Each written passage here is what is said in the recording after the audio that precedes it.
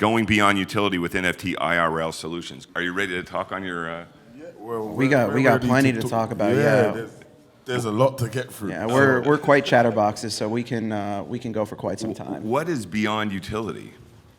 So that's a great question. I mean, for anyone here that is expecting an accounting and DAOs conversation, I apologize. We are actually talking about NFTs for good today, so I hate to disappoint. But our goal today is to kind of talking about social impact in Web3. We both come from different backgrounds and are building some really exciting stuff, but we really want to engage with everyone here. First and foremost, thank you guys for spending your time. I know there's a lot going on, but yeah, that's our goal, is really understanding, how we can leverage this technology, this culture, this space, and drive change, right? Because we're very early. I know that's kind of a cliche at this point, but this is the Wild West. So we want to make sure we have the structure to really, impact and build a better Web3 and a better world. So before we get started, Dex, you want to introduce yourself? Yeah, my name's Dexter Sims, aka Supreme Baker from Moolah Cake Bakery. I run a brand called Moolah Cake, and bakery is our education side of things. Really enthusiastic about the Web3 space and creating change and opportunity for others. That's awesome. That's awesome. I want to ask Dex so many questions. I'll just quickly introduce myself. My name is Danny, aka Danny Phantom. I am currently the founder of Wellbeings, also the CEO of Syntax Studios, and yeah, doing a lot of things around mental health and wellness, as well as social impact, like I spoke about a little earlier. But first and foremost, before we get started here, I'm just interested to kind of hear from everyone here. Who's actively working on something right now? Who's building something, just by show of hands? Awesome. I love to see that. Yeah. NFT collectors? Lovely. I love it. Yeah, usually I love being at these events because typically I have to pretend I don't know what an NFT is. And it's great to be surrounded by people that actually enjoy NFTs. We definitely have some PR to do with this space. But nonetheless, there's so many exciting opportunities. It's great to see and be with so many people that are actively trying to build. So while we jump into this, Dex, Moolah Cake. Idea started in 2010. You have been building a brand for over a decade. Can you talk to me a little bit about change and opportunity, right? That's what really is your core values. How do you see Moolah Cake integrating into Web3? Because I think a lot of people here are building a brand maybe native to Web3, or some others that have brands, have companies, have businesses, and they're trying to integrate them into this space. So can you speak a little bit about that? Okay, let's first and foremost start with the word brand. Something that you recognize something for, whether it's through sound, whether it's through color, whether it's through their logo or their slogan or something like that. So I've always understood that if I have a brand that actually can stand out, I can use it once people are identified with it. Then I have to put the brand story behind it. Exactly what I said before, change and opportunity. Why do I stand for change and opportunity so much? It's because I was a person that once never had an opportunity. And I've always said that I wanted to become the person that I needed when I was much younger. Coming from the struggling background that I've come from, I've always known that opportunities used to be far and few, but now I've realized that opportunity doesn't only come in monetary form, and that's what I want to make sure the next generation behind me understand that. Very, very important for me because there's so many that don't get the opportunity. And learning tech, learning finances, helping with poverty. I actually run a charity as well that runs a food bank because of food poverty as well. So anywhere I can actually help is that's my be-all and end-all, really. Absolutely, and just hearing Dex's story outside of this conversation, it's clear that one of his core values is accessibility, right? And we hear that term a lot in Web3, but Dex, I'm interested to kind of hear how you envision accessibility with your brand, right? Because I think you've been doing it before Web3 even existed, right? Can you talk a little bit about that? Yeah. So accessibility is exactly what I was explaining before about opportunities, having access to this knowledge, having access to opportunity. and not being shadowed or not feeling separated. I really feel like, okay, I'll give you an example just quickly. I run a clothing brand. This is my clothing brand, Moolah Cake, which is the actual whole brand. When I first launched, I'm not sure if anyone knows of the area, but I launched in the home of fashion, Shoreditch, in Brick Lane. And what I fastly understood was, after 5 days of launch, with so many celebrities, so many fashion stylists, etc., I quickly realized the people I'm trying to reach, they don't come Shoreditch. The people I'm trying to reach, they don't go Harvey Nichols, Harrods, and Selfridges. So I actually relaunched my shop back in Croydon, where is the borough with the most youth, the borough which is labeled as the knife crime area. Because if they cannot see change, then they don't know what to change into or how to become change. So I really wanted to become that change and be accessible. Because none of the youth of today who wear Nike, who wear Gucci, who wear all of these brands, they never meet the owners. So they never feel that they can become that person. So I've always said, let me be that person in the community that they can have access to, that they can learn from. Yeah, I love that. And I think, just again, when we asked how many people are building something here, right? I think conceptually, right, regardless of what you're trying to build, I think the underlying theme is change, right? And I'd love to kind of just open it up to the floor. We want to kind of make this a little interactive. For anyone that's building something and willing to speak in maybe 30 seconds or less, can you talk about some of the challenges that you're experiencing, whether it be marketing, resources, achieving that accessibility, building the brand and getting that recognition? Anyone feel free to raise their hand. I really want to just hear what some of those obstacles are to really perpetuate that change. Anyone at all? All right, excellent. Everyone's shy, so we'll carry on. Yeah, not everyone at once. Okay. All right. Well, to me, as someone who's worked with over 10 different projects, every single project, brand, business, creator, they all have their different challenges. And I think that as a collective, right, and I think ultimately a theme in this space is, you can't find success by yourself. You need to be surrounded by people that are willing to, go the extra mile to support you.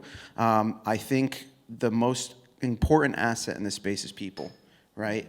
And to me, it's very important to surround myself with people that share similar values as myself. And I guess to kind of conclude on this thought is, one of the things I really want to emphasize is, this space is the Wild West. There's a lot going on. I don't know who's on NFT Twitter every single day, but it's a little crazy to say the least. I challenge everyone to go out of your way to find people that are building things that are real, that are sustainable, that are having a social impact on others. It can be exhausting, right, when you're putting so much time and effort into your project, your brand, your business, and then you go on NFT Twitter and you see that the slippery salamander Bored Ape derivative has 500 ETH in volume on OpenSea, right? It can be discouraging, but the goal, I think, is invest in people. Right, and I want to challenge everyone here to do that. So, Dex, you talked a little bit about Gary Vee and how he's been an inspiration to you. I don't know if you guys know Gary Vee, some small name in this space, but can you guys talk? I'm sorry, Dex, can you talk a little bit about your FaceTime with Gary Vee? So early last year, mid last year, I got into VeeFriends Series 1. I was fortunate enough to purchase a FaceTime Fly, which I'm very happy to show off on the back of my jacket. Very, very happy. So this gave me access to Gary, FaceTime Fly. But at the same time, just like getting into the Web3 space, I was very happy to get into branding and business before Web3. So it's the same thing with Gary Vee. When I spoke to him in the Web3 space, I've been involved with Gary Vee for the last 7 years. He's an inspiration, to say the least. He taught me a lot about business, about branding. But one thing he's made me really understand is about community. And I've always known about community since I've started my charity, and I really am a community leader. I've won a couple of awards with community. But the word community in this space means a lot more to where now you understand that your community is the voice for your brand. Your community is the answers to your questions. So as much as you think you are leading the ship, your community, who are kind of your customers or your consumers, they're the ones calling the shots. And the more that you pour into them is the more that they will pour into you. So this brings us to the next situation about in real life utility. I really think that as much as many people are building crazy, innovative projects, I really feel that let's look for the utility in the real life, because as we know, this space is very small at the moment compared to the rest of the world. You know, we're probably 5% of people that know about NFTs. But that means 95% of the world are missing out on all the greatness that we're doing. So we, as the forefront and the leaders, I think it's our responsibility to make sure that they are in real life utilities for those who are not in the NFT space to learn from, to be inspired by, and get involved with, because we are going to be their incentives. So I really think that real life utility in terms of gifting, in terms of including in decisions, in terms of partnerships, you know, like I said, one of my greatest feelings was to be able to partner with a young man that I mentored 5 years ago, and now he has his own successful clothing brand, and then he was able to partner with myself. So again, that goes back to what I just explained. Me being able to inspire him, then he built his own thing, and then now we're able to collaborate. I think that's our responsibility as the leaders in this space at the moment. Yeah, I mean, that's incredible. Dex, you touched on something, I think one of the favorite buzzwords in Web3, right? Community, right? And that was actually what really drew me to this space. I mean, obviously the technology and the kind of paradigm shift that this space offers was fascinating, right? But community, the people, was really what drew me in. And the thing that I kind of look at community as someone who's built communities in this space a handful of times, is it's different. When you look at Web 2, right, a lot of these brands are building audiences. They have users, right? And I think Web 3 allows brands to kind of knock down that barrier and transitioning from audience to community and connecting with the people that are actively participating in their business, their brand, their ecosystem. And for anyone here that's building, I challenge you to not refer to whatever you're doing as a project. And that's something I always advocate for, because a project has an end date, right? What you want to do is you want to build something long-term, sustainable, that continuously adds value. So, if you're building something, it's a brand, it's a business, it's more than just a project. And I think that's really important. So one thing I do want to also speak on is social impact. So Dex, you are targeting and really trying to penetrate so many different verticals, right? What's something you do personally to perhaps not spread yourself too thin? I'm interested to kind of hear your thoughts on that, because I think a lot of people are trying to balance so much, right? Some of us have full-time jobs, some of us have families, relationships, right? There's a lot going on. This space can be exhausting. It requires your time and energy to be successful. That's just unfortunately how it works. You got to work hard, but I think we're here because it's worth it. Can you talk a little bit about things that you found yourself successful in? Whether it's your mental health, whether it's your time, your energy. What do you do to really manage all the things you got going on? It's a good question, because I didn't used to manage it, and I didn't used to know that it was actually a problem. But how I overcame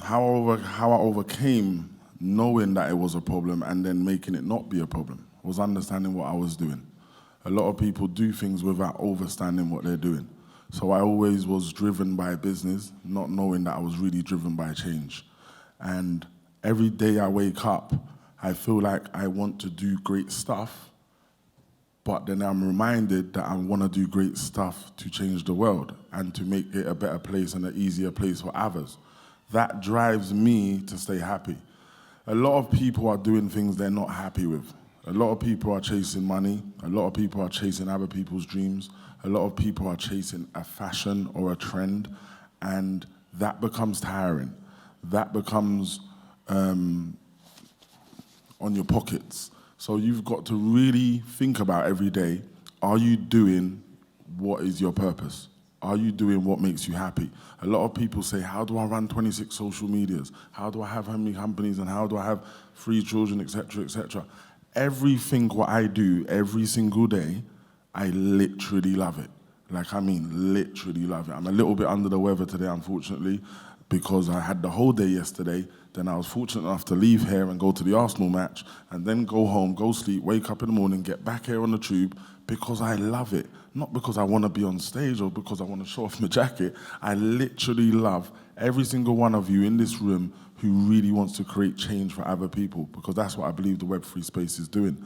And lastly, what I really want everyone to understand, that I stand for change and opportunity is, one of my greatest successes is this. Someone asked me, how do you know you're successful, or when do you see yourself being successful? How do you measure your success? And my answer to them was this. I became successful a very long time ago, and it ain't through a monetary situation. I became successful when I understood that every black boy in South London, not every, no longer wants to sell drugs. They want to start a clothing line because of Moolah Cake. That was the day I knew I became successful, because I've done what I wanted. That's awesome. Love to hear that. I mean, Dex, we literally just met today, and it's been so incredible to hear your journey. I know we're coming up on the end here, but I do want to allow you the opportunity to just, kind of close out some of your thoughts, things that you'd like to share, some knowledge, some education. If you could give anyone a piece of advice here today, what would that be? The first thing I would say is I want to say thank you to yourself, because I feel like you've given me the platform, even though we've shared the stage. But the piece of advice I would like to give everyone is try and become the best version of yourself. So don't think about the external. It starts from internal. So how you breathe, how you feel, then it will move to how you look. But then most importantly, what is upstairs? Many people are forgetting about what's upstairs, and they're using a lot of talking. So invest in yourself, become the best version of yourself so you can invest in others. Yeah. Love to hear that, Dex. I just want to, before we wrap it up, thank everyone for their time. It's exciting. Socials. Tell them your socials. Where can they find you, Dan? It's exciting to see that maybe these JPEGs actually might be worth it. So thank you, everyone, for your time. My name is Danny. I'll be here for quite some time. If anyone wants to speak and continue discussions on social impact, I love it. I eat, live, and breathe it, as does Dex. And yeah, we're super grateful. Thank you, everyone, so much. And have a stellar rest of the weekend. And yeah, follow us on all the social medias. Yeah, follow us shout on out all the everyone social here. If medias. you're Shout here, everyone. you're killing it. And yeah. Yeah, can we you should be touch on, proud of can we yourself. leave on that one? Yeah. Shouts out to everyone here. You know why? This is history. I promise you now. This is history. This is NFT New York in London. First time here. This is something that we're building. This is something that's not been built for us. We are building it now. So don't give us a round of applause. Give yourself a round of applause. And we'll leave it there. Thank you.